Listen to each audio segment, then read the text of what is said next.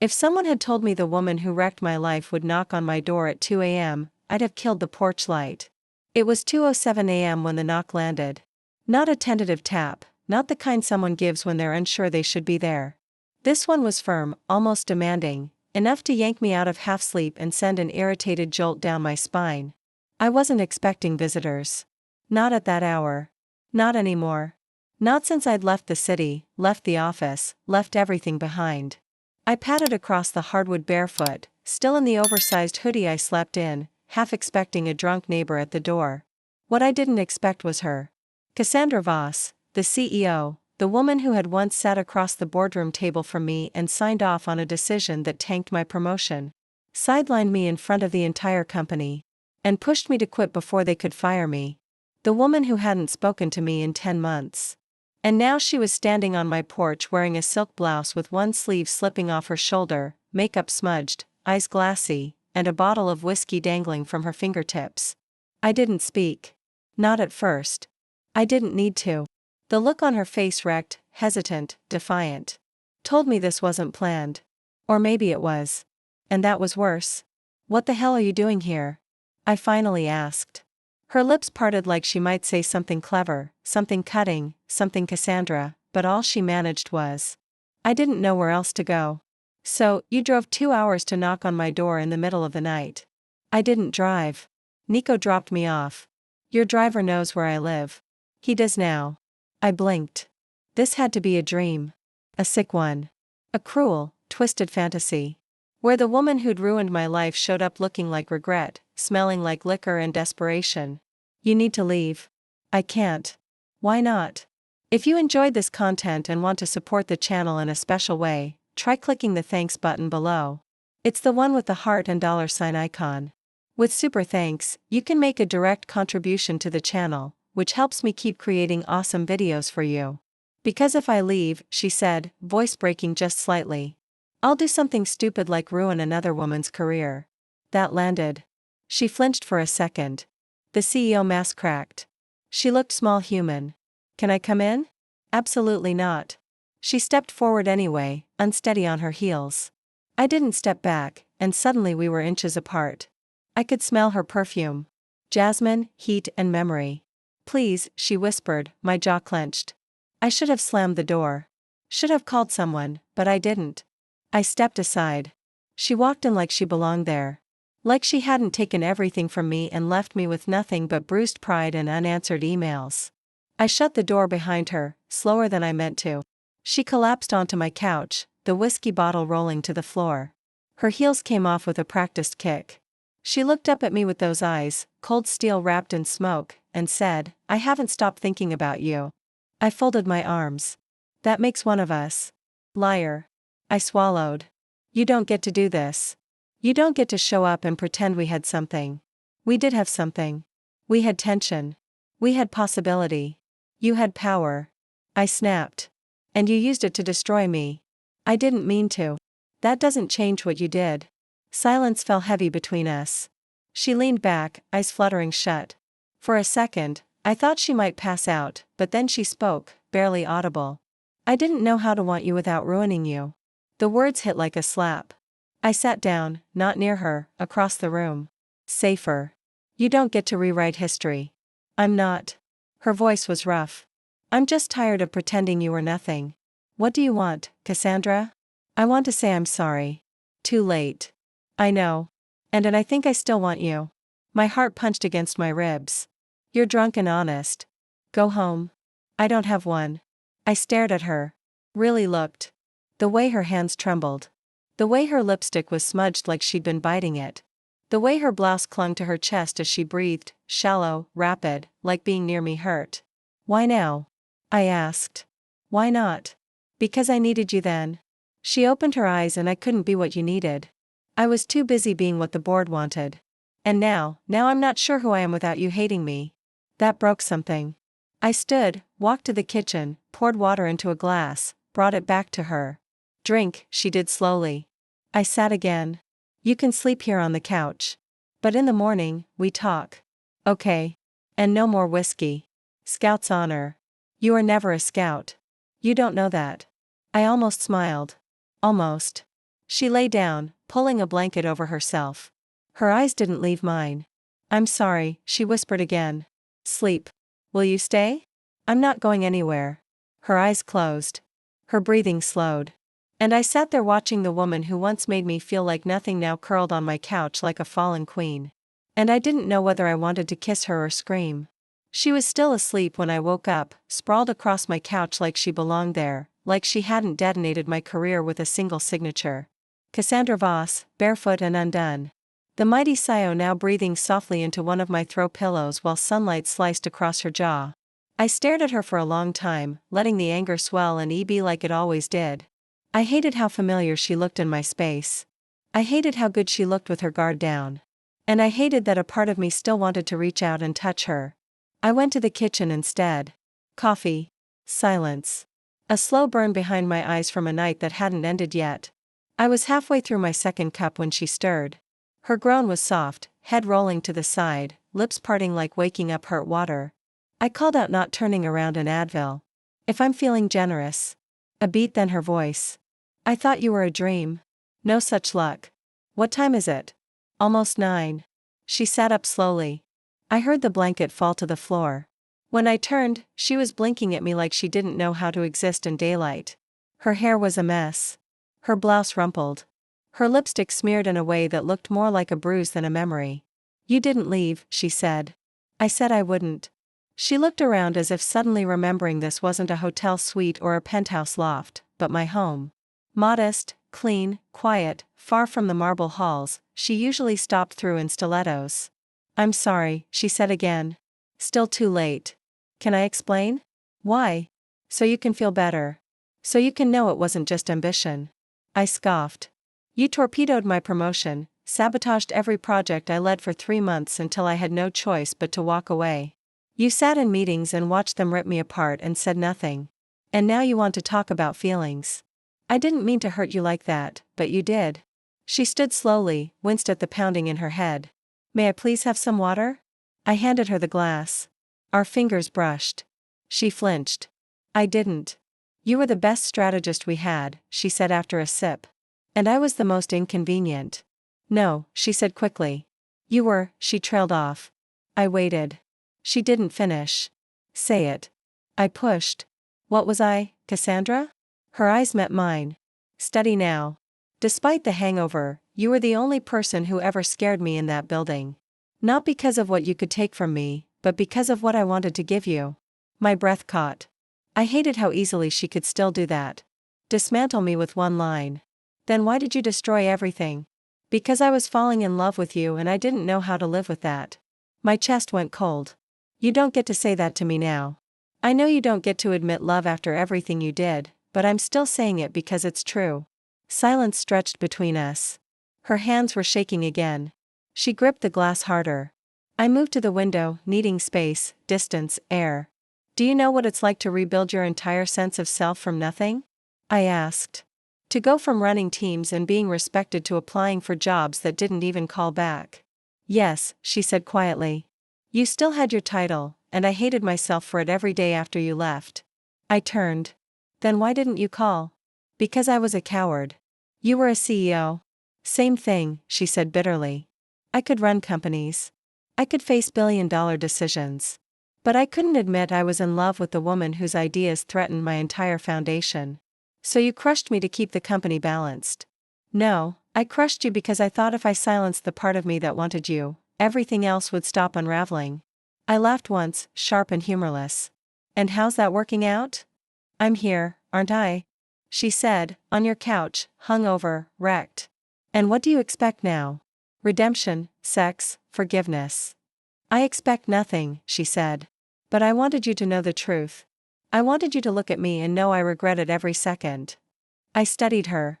The fall of her shoulders, the tension in her jaw, the vulnerability she never let anyone see. You still love me? I asked before I could stop myself. She nodded. Do you love me? I hate what you did to me. That's not a no. I closed my eyes. You don't get to have both. You can't destroy me and expect me to come running back because you're finally ready to feel something. I don't want you to run, she said. I want you to look me in the eye and say there wasn't something between us before it all went to hell. I opened my eyes. There was something and it hurt more than anything when you let it die. Then let me try to fix it. How? I asked. You want to go back? Rewind time. Give me the job I earned. No, she said. I want to give you something real this time. Not a job, not a title. Just me? You think that's enough? I hope so. The silence stretched again and then I moved one step, two until I was standing in front of her. Her breath hitched. My fingers reached for her face, hesitant. She didn't move. I touched her jaw, her cheek, her mouth. She closed her eyes. Do you know what it did to me? I whispered when I realized I wasn't just losing a job. I was losing you, too. She opened her eyes. Then let me earn you back. I leaned in. Our mouths were a breath apart. My pulse thundered. This doesn't mean I forgive you. I don't need forgiveness, she whispered. Just a second chance. And I kissed her, not soft, not sweet, but with months of rage and longing and unfinished conversations. She kissed me back like she'd been waiting for this moment since the day I walked away. We didn't take our clothes off. Not yet. But hands wandered, mouths seared. Her breath caught when I pushed her to the wall, her fingers knotting in my hair. Tell me to stop, I murmured against her lips. I can't, she gasped. Then don't. And we stayed like that, pressed close, shaking with everything neither of us could say. It wasn't healing. Not yet. But it was something. A beginning, maybe, or the ending we'd been owed. I woke with her taste still on my tongue and the weight of what I'd done heavy on my chest. Sunlight was too bright, bleeding through the blinds as if it meant to wrench me fully awake, to parade everything I didn't want to face. I kept my eyes closed and listened. No footsteps. No movement. Just silence, then the hiss of the shower. She was still here. Of course she was. I rolled onto my side, burying my face in the pillow, grasping for steadiness, for a sliver of clarity in the wreckage of the night. I had kissed her. I had pulled her in like she hadn't broken me. Like she wasn't the reason I'd had to stitch a life together from scraps. Like I hadn't spent a year rehearsing what I'd say if I ever saw her again, none of those rehearsals ending with her breathless in my arms. I should have stopped it. I should have turned her around and pushed her back out the door the second she crossed my threshold. But I didn't. I kissed her like some part of me still needed her, because maybe, deep down, I did. The bathroom door opened. Footsteps now, slow, bare on the hardwood. I sat up. She appeared in the doorway wearing the same rumpled blouse from last night, hair damp, eyes clear for the first time in days. She looked at me like she was bracing for impact. I didn't strike. I just said, you stayed. You told me I could. That was before. Before what? Before I kissed you. She nodded. Do you regret it? I hesitated. No. Her shoulders relaxed just enough. But I don't know what it means. It means we're not finished. That's not good enough. Then tell me what you need. Answers, I said. Honesty. Not the polished CEO version. I want to know why you did it. All of it. She walked to the chair across from me and sat down, her spine straight, hands clasped in her lap. You are brilliant. You challenged me in every meeting, every presentation. And you did it without ego. Just facts. Fire. Presence. The board loved you. I hated how much I wanted to impress you. So you punished me. I tried to control the narrative. She said they saw you rising and I saw myself losing control. Not because you weren't worthy, but because I knew what I felt for you would ruin both of us if it got out. So you buried me to protect yourself. Yes. Her voice was barely a whisper. I sabotaged your advancement because I was terrified. I thought if I made you less visible, I could quiet what was happening in my own head. I stood up pacing now. And all that time while I was wondering what I'd done wrong while people stopped returning my calls, you were protecting your reputation. No, she said I was protecting the only part of me that ever felt human. You made me feel everything and I didn't know how to handle it. So you broke me. Yes. The word hung there naked. Final. And I hated myself for it. I stopped pacing. Looked at her. Then why come here now? Because I couldn't keep pretending I didn't care. And because when I'm not near you, everything feels hollow. You think that fixes anything? No. You think showing up with whiskey and a confession makes this okay? No, she said again, voice cracking. But I hoped it might start something new. I walked to the window, arms folded. My reflection looked foreign, hair messy, mouth red from her kisses, eyes tired. I hated that I still wanted her. I hated that no matter what she said, part of me was still that woman in the conference room, drawn to her like gravity. What if I told you I still think about the last pitch we worked on together? I said the one with the urban redevelopment campaign. I think about it, too. I remember every time our hands brushed. Every time you looked at me like I was fire and you were trying not to burn. You were fire and you doused me with your silence. She stood now slowly walking toward me. Then let me say the things I should have said then. Why? I asked. So we can start something that will break me again. So I can prove that I'm not that woman anymore. People don't change in 10 months. Sometimes they do when they lose the only thing that mattered. You're still trying to sell it like a pitch because it's all I know. Then learn something else. I snapped. If you want me, really want me, then stop trying to negotiate your way back into my life and show up as the woman who's capable of loving someone more than her reputation. Her jaw clenched. She stepped closer. I love you. You don't even know me anymore. Then let me relearn you. Let me sit in every room you're in and listen. Let me see who you are without needing to control it. Let me be the version of myself who doesn't need to win, just needs you to stay. My breath hitched. You said that once, I whispered. You said I scared you. You still do. Good. I stepped back. Because if this is going to happen, you're not going to get the girl you left behind. You're going to get the woman who survived what you did and still figured out how to build herself from ashes. Her eyes didn't leave mine. I want her. Then prove it. How? Stay. I said. Not just here. Not just today. Stay in the discomfort. Stay in the truth. Stay when it's not easy. I will. We'll see. She walked to me slower this time. She didn't reach out. Didn't touch. Just stood there breathing. May I kiss you? She asked. No, I said. Not until I believe you. She nodded. Then I'll wait. Good. I want you too. And I left the room because sometimes love isn't a kiss or a bed or a night spent tangled in forgiveness. Sometimes it's a boundary, a silence, a door that stays open, not to invite, but to test who's willing to walk through it and stay. She stayed. That was the first thing that surprised me. She didn't run when I walked away. Didn't storm out.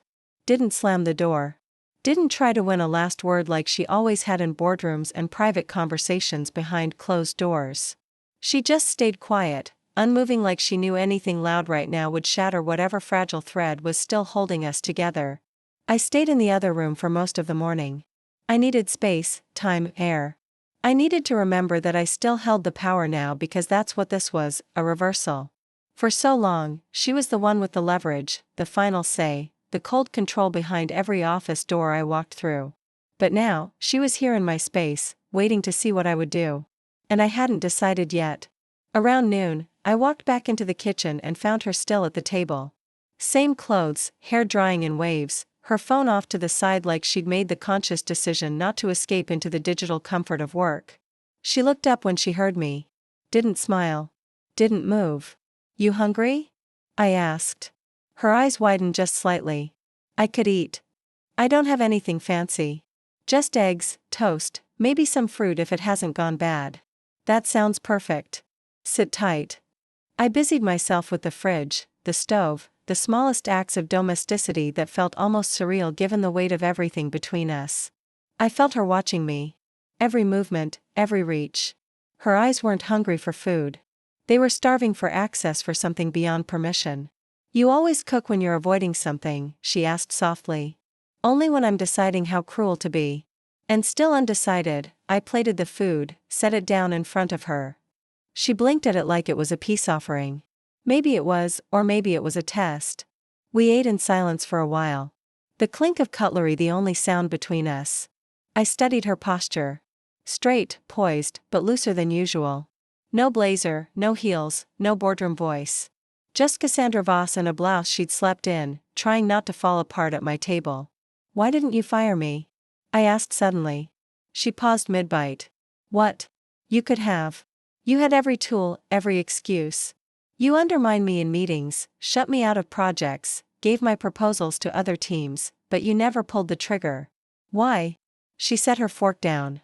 Because firing you would have meant erasing you completely, and I wasn't ready to lose every part of you. I thought if I made it so unbearable that you'd leave on your own, at least then I could pretend it wasn't my choice. You're unbelievable. I know. You manipulated me into leaving so you wouldn't have to deal with your own feelings. Yes. And now you want me to forgive you for that? No, she said quietly. I want you to understand how deeply I hated myself for it. Every time I saw your empty office, every time I had to walk into a meeting without your voice in the room, I thought I was protecting the company, protecting myself. But really I was just proving how good I was at destroying the only thing that ever mattered to me outside of a quarterly report. My chest tightened. I hated that her voice still did this to me. Made everything sound like poetry, like something worth saving. You know, I said, leaning against the counter. You always looked so put together, every hair in place, every sentence calculated. You were untouchable. That was the goal. But under all that, you're just a woman who's never been told no. And now you are. I walked over slowly until I was standing beside her chair. She tilted her head up to look at me. Her eyes were different now, clearer. No spin, no game. Do you still want me? I asked. Her voice barely rose above a whisper. Yes, even like this with you not in control. Especially like this. I stepped closer. She didn't move. I reached out, ran my fingers lightly down the line of her collarbone. She shivered. Then prove it, I said. Take off your shirt. She blinked. What? You heard me. Is this revenge? No, it's clarity. You say you want something real, then be real. Show me the woman you were too afraid to be when you had everything to lose. Her hands trembled, but she obeyed. Button by button, she undid her blouse slow, exposing skin that made my mouth dry. She slid it off her shoulders, let it fall, and then she looked at me, chest rising, eyes unguarded. Vulnerable, beautiful, happy now? She asked. Not yet. I reached out, touched her jaw, traced the curve of her throat. You wanted to be seen. Now you are, and what do you see? I leaned in, whispered against her mouth. Someone I could still want if I let myself. Her breath caught, but I didn't kiss her. Not yet. I pulled back. Put your shirt back on. Her brow furrowed. Why? Because I needed to know if you could be stripped of power and still stay. She exhaled shakily, fingers moving to redress. And you passed, I said barely. She gave a breathless laugh. You're cruel. No, I said I'm careful because last time I gave you everything. You turned it into a weapon. I won't do that again. You don't get to say that. You have to show me. She finished buttoning her blouse, then looked at me. Then I guess I'd better start learning how. You've got time, I said. If you stay, I will. She stood, walked to me, stopped inches away. And if I asked to kiss you now, you'd be denied. I said, smiling slightly. Again, I want you to want me when I say yes. Not because you're desperate, because you're certain. And if I never get certain, then we'll both know. You're not afraid I'll leave. I'm terrified. I said, but I'd rather be alone than a secret again. She nodded. Understood. She didn't touch me again. She walked away, sat back down, and started eating her now cold eggs like they were the only thing anchoring her. And I watched her, not as the woman who broke me, but as the one who might be willing to bleed to be rebuilt beside me. It was my idea to leave the apartment. I needed air, distance from the walls that had suddenly started to feel too narrow with her in them. I told her we'd go for coffee, neutral, daylight. Public, a test, maybe, or a trap, or just something to stop me from staring at the way she moved around my space. Like she was trying to shrink herself small enough to be tolerated. She agreed instantly. No hesitation, just nodded, slipped on her coat, and followed me out the door like she belonged at my side. The streets were still slick from the morning rain. The cafe I chose was a little hole in the wall placed 3 blocks away, tucked between a bookstore and a laundromat, ivy-colored brick, foggy windows, a safe place to hide in plain sight. We walked in silence. Not the uncomfortable kind, the waiting kind. The kind that held too many words pressed against both of our teeth. I didn't reach for her hand. She didn't offer hers. And yet, every step was charged. Tense like we were both aware that this walk, this ordinary, quiet walk, meant something more. When we reached the cafe, I opened the door first. She stepped inside after me, her eyes scanning the space. It was almost empty. A man in the corner with headphones. A couple arguing softly near the window. The barista with a pink buzz cut and tattoos up her arms gave us a polite nod. I ordered black coffee. Cassandra asked for herbal tea. You always drank espresso, I said as we waited.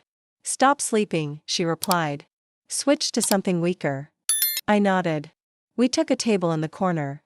Not the darkest, but not by the window either. I watched her across the small table, her hands wrapped around the ceramic mug, fingers steady despite everything. She looked at me like she was still afraid to speak. So, I broke the silence. "What's your plan, Cassandra?" She blinked. "I don't have one." "You always have one." "I used to." "Then what are you doing here?" "Learning what it means to stay," she said. "Learning what it means to not be in control." "And how's that going?" "Terribly," she said, almost smiling. "But I'd rather fail trying to be honest than succeed pretending I don't care." I sip my coffee. Words are easy. I know. So what happens when someone sees us together? Then they see. You were never willing to be seen with me before. I wasn't willing to be seen as yours, she said quietly. Because I wasn't ready to belong to anyone. I was too busy protecting everything that made me feel powerful. And you threatened all of it. And now I want you to threaten everything. The words sat between us, exposed, alive. And just as I was about to respond, I saw her stiffen, her eyes locked on something over my shoulder. I turned. A woman stood near the door. Tall, elegant, familiar. Serena Whitlaw, CFO, one of the board members, someone who had defended Cassandra more times than I could count. She was staring at us at our table, at our closeness, at the coffee mug in Cassandra's hand, and the way we leaned toward each other just slightly. "Of course," Cassandra murmured. "Of course, she's here. You okay?" I asked. "This is it, isn't it?" She whispered. "This is the moment I find out if I meant what I said." I watched her carefully. "You can leave. You can walk out right now and prove I'm still that coward. Or you can stay and prove you're not." Cassandra sat back in her chair, lifted her mug, took a slow sip. Serena approached, her heels clicking with purpose. "Cassandra," she said, polite tight. "Fancy seeing you here." "Morning, Serena. Didn't realize you were in town. I needed a change of scenery." Serena's eyes slid to me. Then back to Cassandra. "And company?" "Intentional," Cassandra said. "And overdue." Serena raised an eyebrow. "Well, enjoy your tea." "We will." And with that, she walked away. Cassandra exhaled. Shaky. Sharp. "She's going to tell the board." "Let her. This could cost me everything." "Then maybe you shouldn't have come." "But I did," she said. "And I'm not sorry. Not even a little." "Terrified," she admitted. "But not sorry." I reached across the table, touched her hand just for a second. Her eyes snapped to mine. "Hungry. Grateful." "You did well," I said. "That means more than you know." "You think she'll really tell them?" "You think she won't?" "They'll have questions." "Then answer them." "What if they push me out?" "Then you'll finally understand what it felt like when you did it to me." She looked down, nodded. "Fair." We finished our drinks in silence. On the walk back, she stayed closer, no touching, just nearer, as if the distance we'd kept on the way there had been erased. At my door, I turned to her. "You know you're not staying here tonight, right?" Her eyes darkened. "You're kicking me out." "I'm giving you space," I said. "Decide if this is for me or if it's for you." "And if I want it to be both?" "Then show me tomorrow." She hesitated. "You'll still let me knock?" "Only if it isn't 2 in the morning this time." She laughed, soft, real, and stepped back. "Okay. Tomorrow. Maybe. Maybe. Depends on how much you mean it." She turned to leave. I watched her go. She didn't look back. And for the first time, I thought maybe, just maybe, she was ready to return. Not as the woman who wrecked me, but as the woman willing to fight to earn me. I didn't expect her to come back. Not really. I told myself I was ready for the silence, for the lack of follow-through, for her to decide this wasn't worth the risk, that I wasn't worth the risk. I tried to be okay with that, tried to breathe through the ache in my chest as I folded laundry, paced the kitchen, refreshed emails I knew she hadn't sent. I told myself it was better this way, clean, quiet, over, but I kept glancing at the door. At 2:43 p.m. the next day, there was a knock. Not demanding, not desperate, just present. My breath caught. I opened the door. She was there, not in a power suit, not in heels, but in a gray sweater, black jeans, her hair pulled back in a way that made her look 10 years younger and far too vulnerable. Her eyes locked on mine, steady. "May I come in?" I stepped aside. She walked in like she remembered the shape of the place with her body, like it had been imprinted on her skin. She didn't speak right away. She stood in the center of my living room and turned to face me. I resigned, she said. The words didn't register at first. I blinked. You what? I gave my resignation to the board this morning. Effective immediately. You're not serious. I am. Why? Because I told you I was ready to be seen. And staying in that role meant staying silent. It meant letting people decide what I was allowed to feel, who I was allowed to love. It meant pretending I was still the woman who put her name before everything else. I stared at her, heart thundering. You walked away from your company. I walked away from a position that required me to lie to myself. To you, I'm not that person anymore. And you think this makes it better? You think this makes us even? No. She said, this isn't about evening the score. This is about being someone new. Someone who deserves to look at you and not see shame in your eyes. You think I feel shame? You think I don't? Silence stretched. She stepped closer. I didn't come here to ask you for anything. I came to give you something. What? The truth? She said, the raw, terrifying, inconvenient truth. That I love you. That I never stopped. That I lost more than a brilliant mind when you walked out of that building. I lost the only version of myself that felt like home. I tried to bury it in meetings, in numbers, in flights and board presentations, but it didn't go away. My throat tightened. So, you quit. I chose you. You don't even know if I want you. I don't, she said. But I wanted to come back as someone you might consider loving. I stared at her long hard. Then I walked past her. She didn't follow. I went to the kitchen, grabbed a glass of water, tried to steady my hands. She had resigned. Cassandra Voss had walked away from her throne. For me, I came back. She was still standing in the same spot. Her hands were shaking. I didn't expect this, I said. Neither did I. You had everything. Not if I didn't have you. So what happens now? Now, she said softly. I wait for you to decide if you want to try again. If you want to build something new, not as employee and boss. Not as enemies. Just as us. I looked at her, truly looked. No title, no armor, just a woman trying not to break under the weight of her own honesty. I walked to her slowly, stopped inches away. You really left it all? Every piece. And you're scared? More than I've ever been? I touched her wrist. Good. Good. Because if you weren't scared, I wouldn't believe you. She exhaled shakily. I leaned in. Close. Closer. Her eyes fluttered shut. Not yet, I whispered. I need more. Anything. Not gestures, not power plays. I need consistency. I need you to show up. Not just when it's dramatic, but when it's boring, when I'm quiet, when you don't know what I need. Okay. I don't want a grand gesture. I want 1,000 small ones. You'll have them, she said. All of them. Then start now. She looked confused. Now take off your shoes. Fold that blanket on the couch.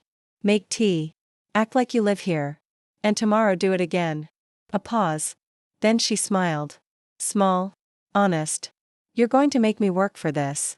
Damn right I am. She stepped back, toed off her boots, folded the blanket, walked into the kitchen. I followed, watched her open the cabinet like she knew where everything was. Mint or chamomile? She asked. Surprise me? She turned. Thank you for what? For making this real. Don't thank me yet. I crossed the space between us. This time, I kissed her first, slow, certain. She melted into it like it was a vow. And maybe it was a beginning, not clean, not easy, but ours. The next few days passed like something out of someone else's life. It wasn't dramatic.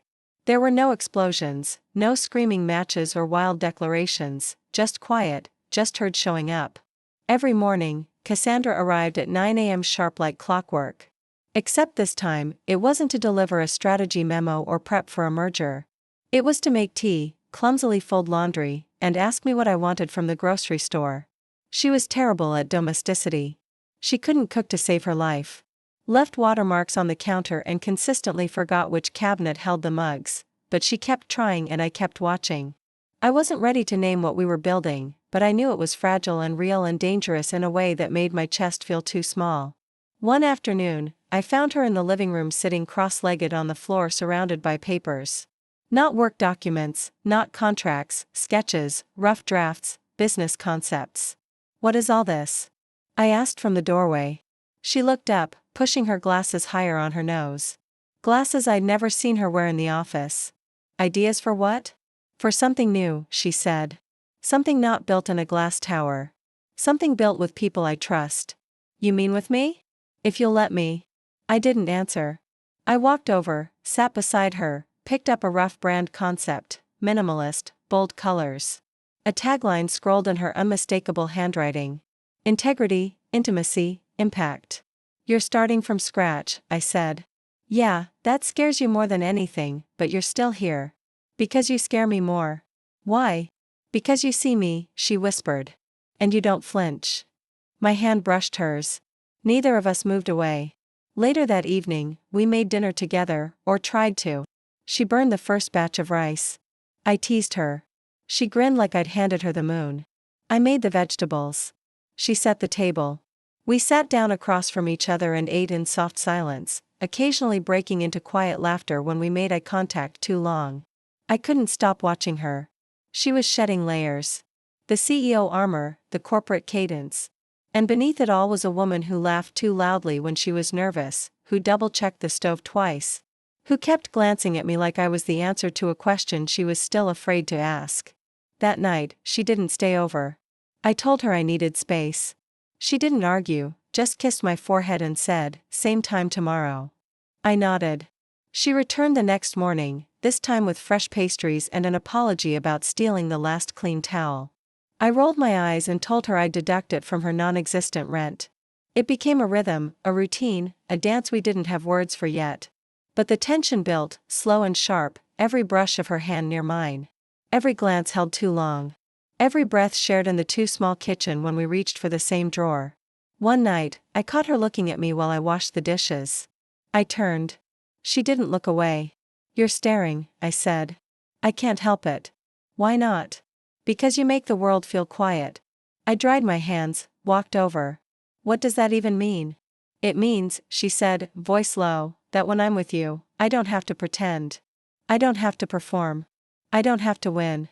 I just am." Her hands hovered near my waist, not touching, just waiting. My breath caught. "You're doing it again." "What?" "Looking at me like I'm yours." "Maybe I want to be." "Then why haven't you kissed me?" "Because I'm waiting for you to ask." I stepped closer. "I'm not ready." "I know, but I want to be." "So do I." She reached up, tucked a piece of hair behind my ear. Her fingers brushed my cheek. I leaned into it just slightly and then pulled back. "Not yet," I whispered. "Okay." She smiled. "But soon, maybe." I turned away. But the warmth stayed long after she left. That night, I dreamed of her. Of hands that didn't hesitate. Of mouths that knew each other again. Of a version of us that wasn't afraid. I woke up aching, but not broken. It happened so fast, I didn't have time to be embarrassed. 1 second, I was reaching for the top shelf in the hall closet, trying to get down the box of winter scarves I'd shoved up there last year. The next, I lost balance. My foot slipped. My knee twisted the wrong way. Pain shot up my leg, sharp and instant. I collapsed onto the floor with a breathless sound I didn't recognize.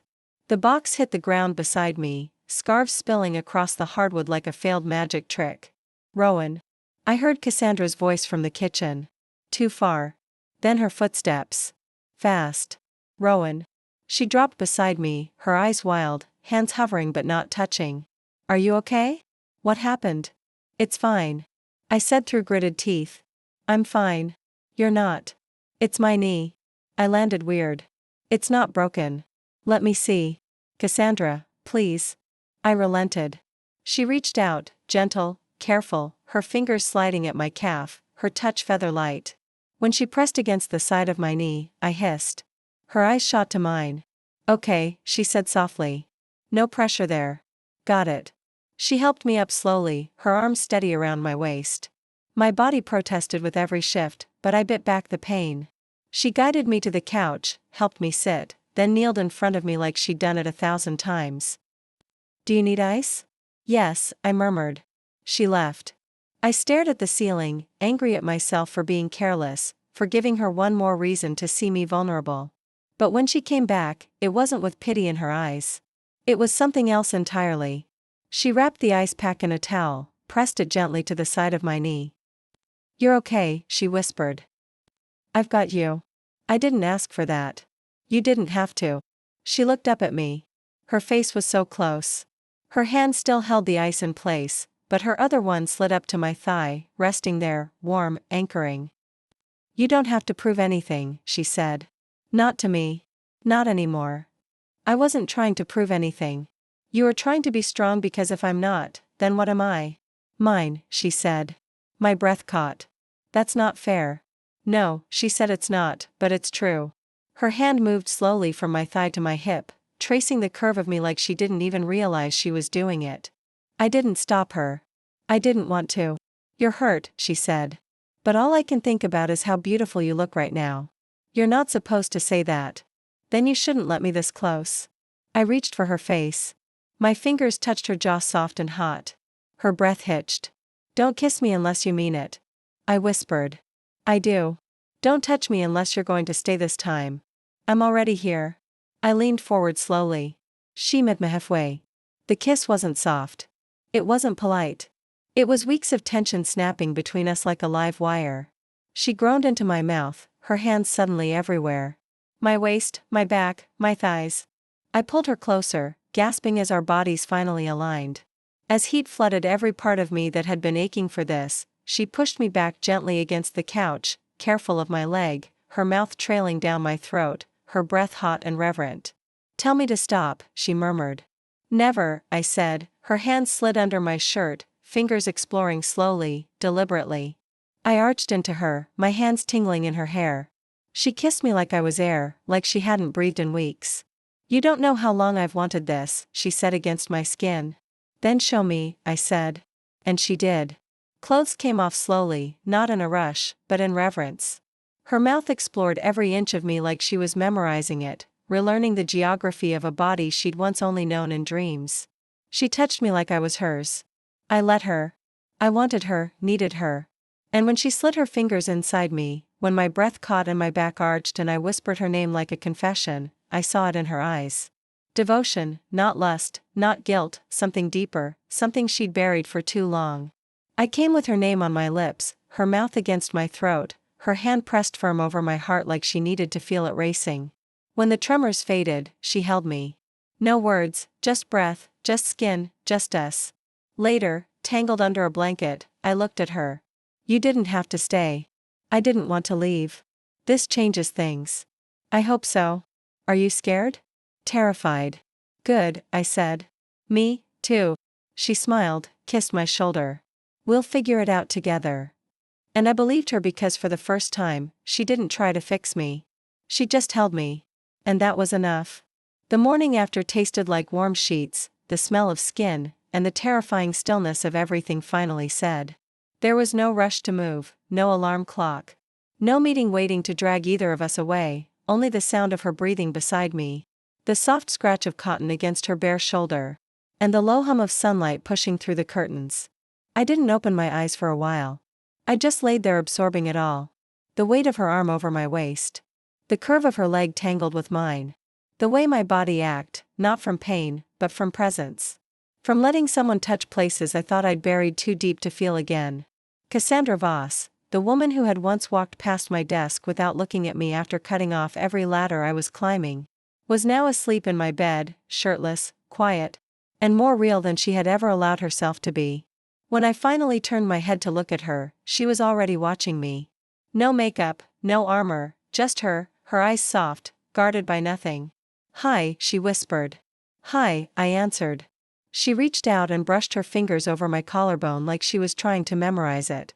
Are you okay? Physically, emotionally? I don't know yet, I said honestly.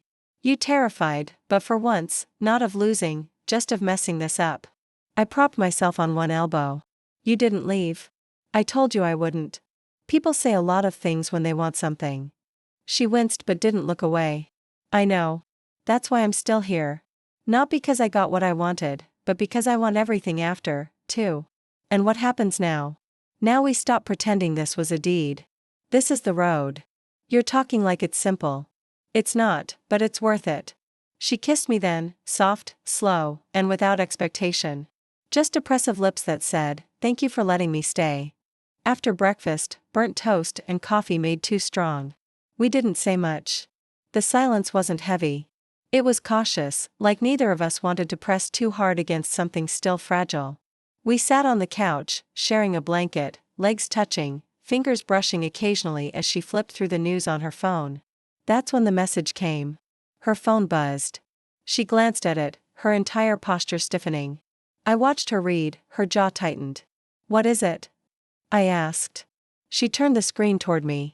It was a message from Nadia Quintero, a name I hadn't heard in a year. Once a junior exec under me, quick-witted, sharp-tongued, ambitious, and entirely too observant. The message said, "You can lie to the board, but not to the people who remember how you looked at her. You left for her. Be honest about that." At least I sat up straighter. "She knows." "She always knew," Cassandra said. "She saw it before I did." "Is she going to say anything?" "Probably. Maybe not officially, but people will talk." "So, what now?" "You start over and everyone in your orbit whispers about how you threw your career away from me." "No," she said, setting the phone down. "They'll talk about how I finally did something for myself for the right reason." "You sure about that? Aren't you?" I didn't answer right away. I stood, walked to the window. The air outside looked cold, sharp. A few people hurried down the sidewalk, wrapped in coats, coffee in hand, late for nothing and everything. "I want to be," I said, finally. "But there's still a part of me that doesn't know if this is about love or guilt. Redemption or obsession." She stood slowly, walked over, didn't touch me. "Do you want me to go?" "I don't know." "What do you want?" That question undid me. Not because I didn't know, but because I did. I wanted her. Still, despite it all, I turned. She was there, barefoot, shirt rumpled, eyes open, vulnerable. "I want to trust that you're not going to vanish when the guilt fades." "I won't. I want to believe this isn't just you trying to fix the one thing you couldn't control." "It's not." "Then say it without apology, without strategy. Say what this is." She stepped forward close enough to touch but didn't. "This is me in love with you," she said. "Not the version of you I used to see through boardroom glass. Not the woman I tried to keep at a distance because I couldn't control how much I wanted her. But you as you are. The one who challenged me, who hurt me back, who still makes me want to be better even when you scare the hell out of me." My throat tightened. She continued, "I'm not here to fix anything. I'm here because even if I lose everything else, I need to know that I didn't lose the chance to be yours. Not as the boss, not as the villain, just Cassandra." I exhaled slowly. I touched her face, my fingers tracing her jaw, her mouth.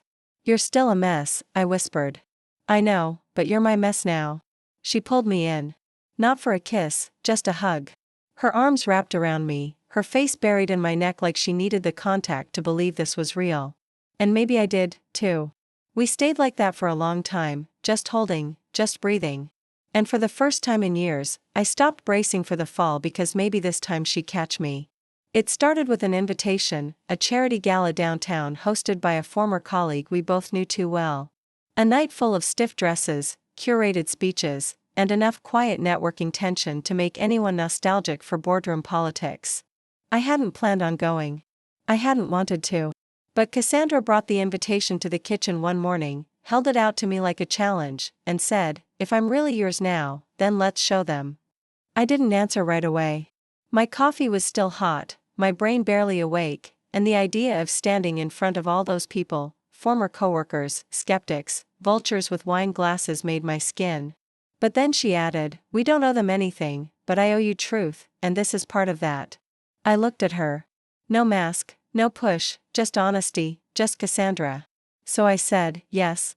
The night of the gala, I stood in front of the mirror in a black dress I hadn't worn since my last real corporate event. It still fit, barely.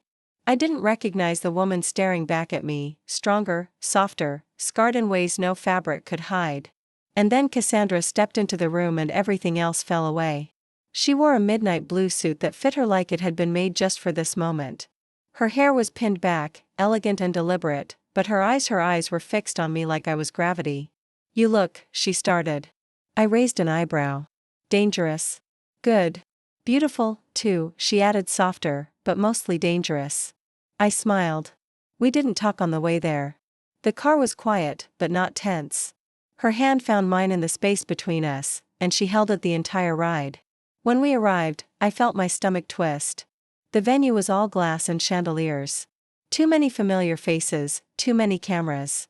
We walked through the front doors together, and I braced myself for the wave. The stares came fast, whispered names, long looks, some faces lit with curiosity, others with judgment.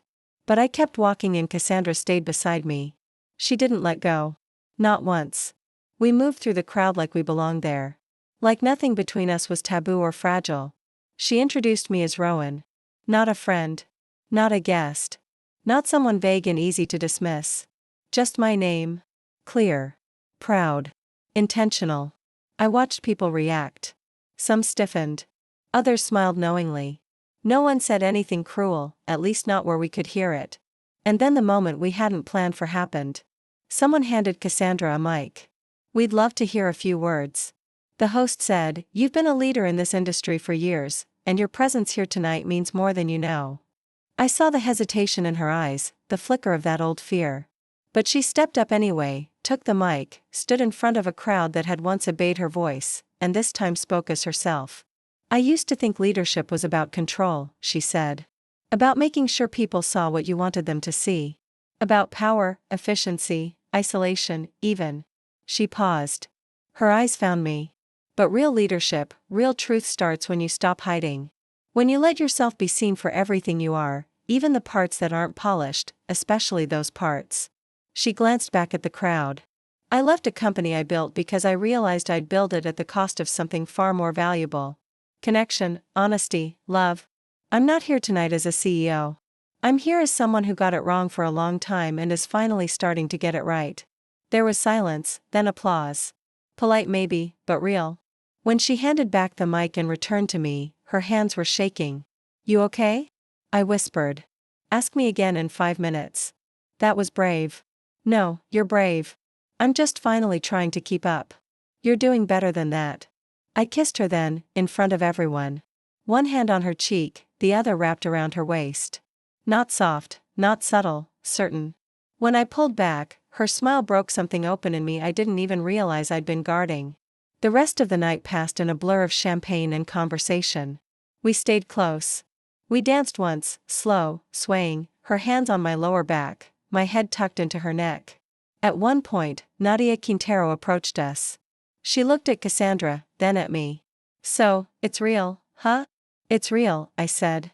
Nadia studied us, then nodded once. "Good. I was starting to think neither of you would ever grow the hell up." She walked away. We laughed loud and unfiltered.